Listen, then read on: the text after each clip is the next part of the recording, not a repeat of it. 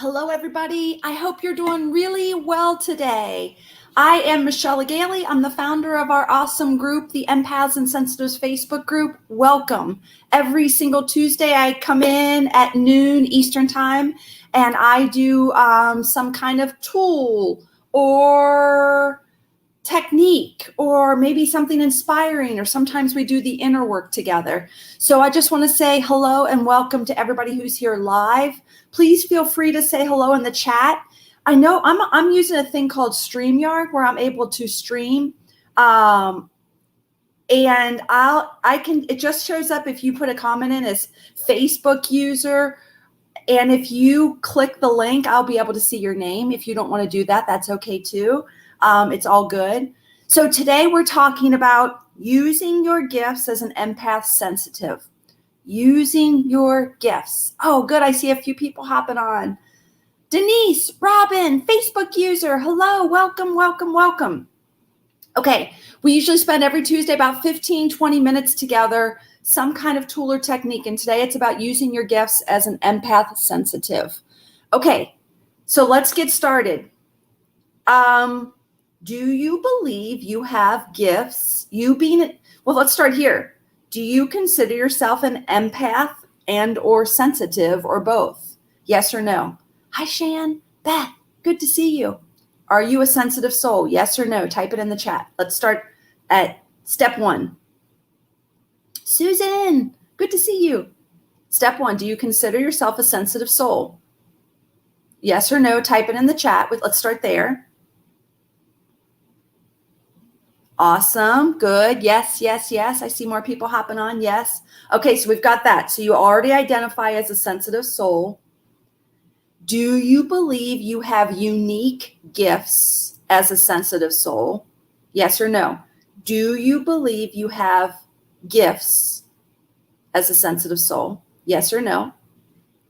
Awesome, Teresa, Amanda, Shan, Beth. Good. Do you mind sharing in the chat what your gifts are? What do you believe your gifts are as a sensitive soul, or as an empath sensitive, or as an intuitive? These are all different names for the same thing. Share in the chat what your gifts are right now. Awesome. I'm looking at the chat right now. Good morning. Hi, Christy.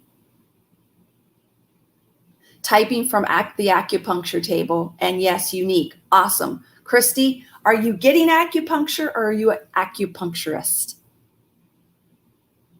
Type it in the chat. I want to know what your gifts are as an empath or as a sensitive. What are the gifts? What specifically are they? I'll give you my gifts. I'm able to see and feel spirit. I'm able to see and feel people's emotions. I'm really quick these days to see patterns in people. I'm really good at seeing the shadow pieces in people. Those are my gifts right now. And we're always evolving. What are yours right now? I can see things immediately before they happen. Thank you, Teresa. Emotional sensitivity.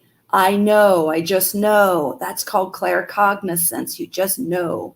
I just know stuff. I feel things. Yes, my gifts are limitless. I am getting, Christy, what else did you want to say there? Medium, seer. I feel others' pain. I can tell when they're lying. I know stuff that is or what will happen. Awesome. I just know things from my intuition. I agree. Awesome.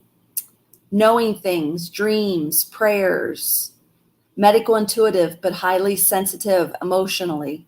I can feel people's emotions. I just know things. I smell fragrances. Many spirits came to give, live, and health to support our new foster dog. Awesome. Awesome. Oh, thank you, Maria. I'm glad. Let's see. I sense the bad in people. Yes, I feel other people's pain. I can sense in people's intentions. Spirits come to me for help. And then somebody else said, Diane, I have that too. Okay, good. It's really important that you know, it's very important that you know your gifts. And for you to get on in the comments and start speaking them, I want, like, you're owning it. It's a big deal. Thank you for doing that. Keep typing them in the chat. I know you just don't have one. Type them all in. Okay, let's go on now. Now that we've identified that you're a sensitive soul, now that you've identified some of the gifts that you possess as a sensitive soul, how do you use your gifts? Two ways: to serve yourself or to serve others. Let's start with yourself first, because it's like we got to put the oxygen mask on us first so that we can help and serve, right? If we don't take good care of ourselves, we just can't help that many people. It's just the way it goes. If you're down low, you just can't help that many people. So we got to work on ourselves, keep ourselves good, and we can serve so many more people. Ask me how I know. I did it the wrong way for many years. Okay, so let's start with you. How are you using your gifts to help yourself? Can you type it in the chat? Keeping myself on the right path. Setting boundaries. Yes. Amanda does readings with her pendulum. Good. People stop to say goodbye when they die. Awesome. That's fascinating. Spirits have come to me also to transition out of where they've been stuck. Good. Guidance for myself. Yes, that's for you. You're using your gifts for yourself. I use my gifts to protect myself from negative energy. Thank you, Lisa. I use my gifts to set my boundaries. Thank you, Christy. Learning how to ride the waves of life. Boom. I use my gifts as a protection mechanism.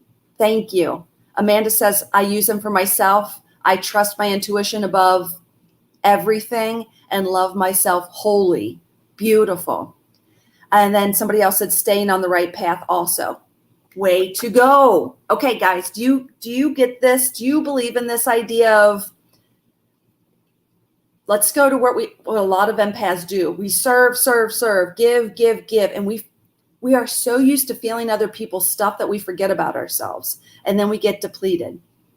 I know you can relate to that. What I'm hoping this group can do for you, like we are surviving to thriving is the name of our group, is the tagline. We want to move into thriving. So we really got to think about who we are. We're empaths. We have gifts. We use them to heal ourselves first and make our lives good, balanced, and whole, happy, healthy. We do those things for ourselves. And then I believe we just ripple out. Then we take care of our children, family, friends, if we're called to do that. Like, that's not for everybody. And then we can start rippling out to the world. Does that make sense? So let's go on to part 2 now. How do you use your gifts to help others? Some of you already told me you help spirits transition.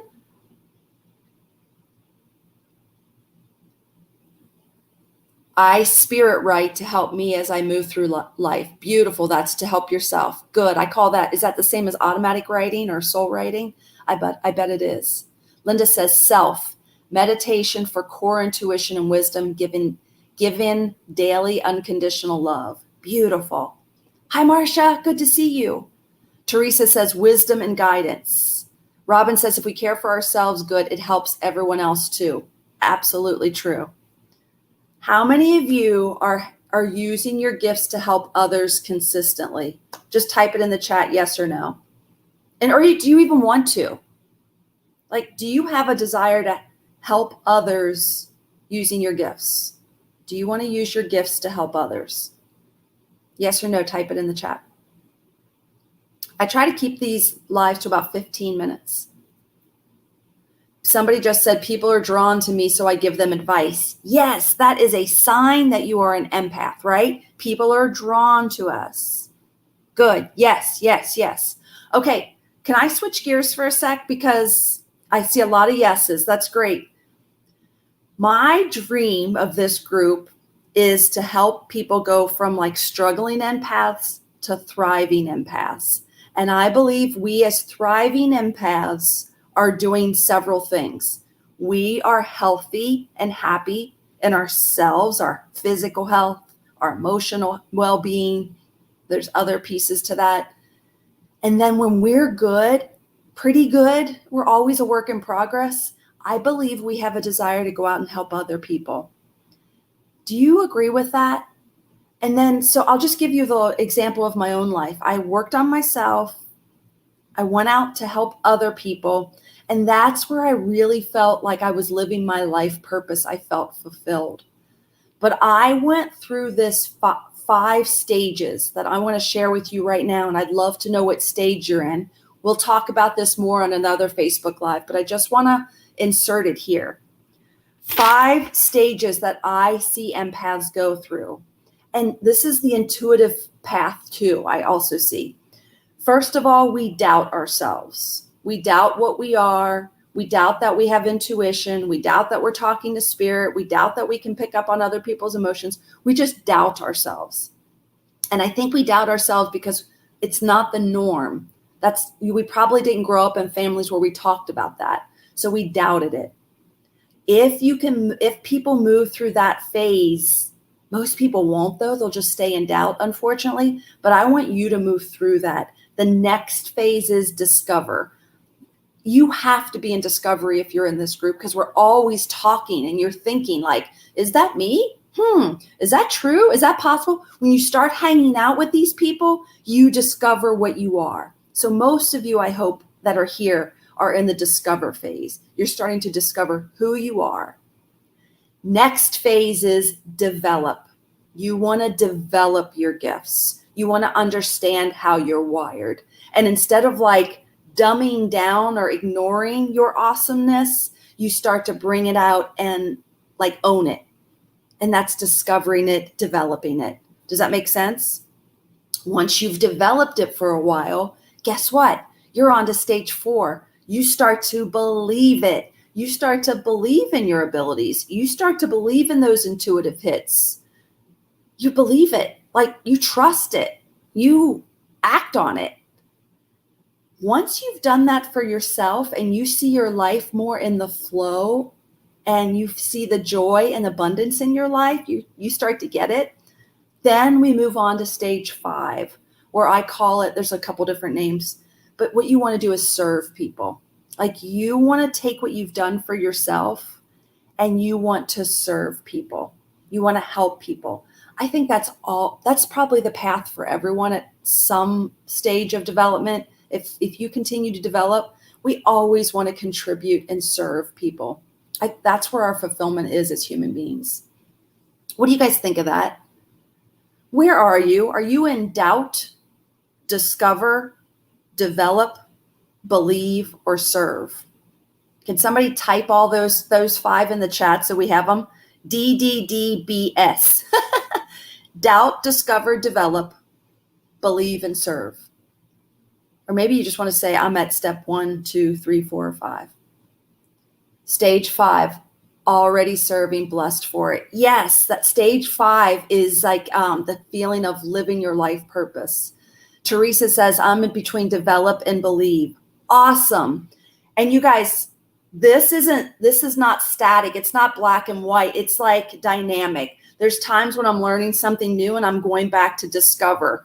But there's parts of my life where I've really moved through them and I'm at the serve stage. So does that make sense? We're not all there in all parts of our lives.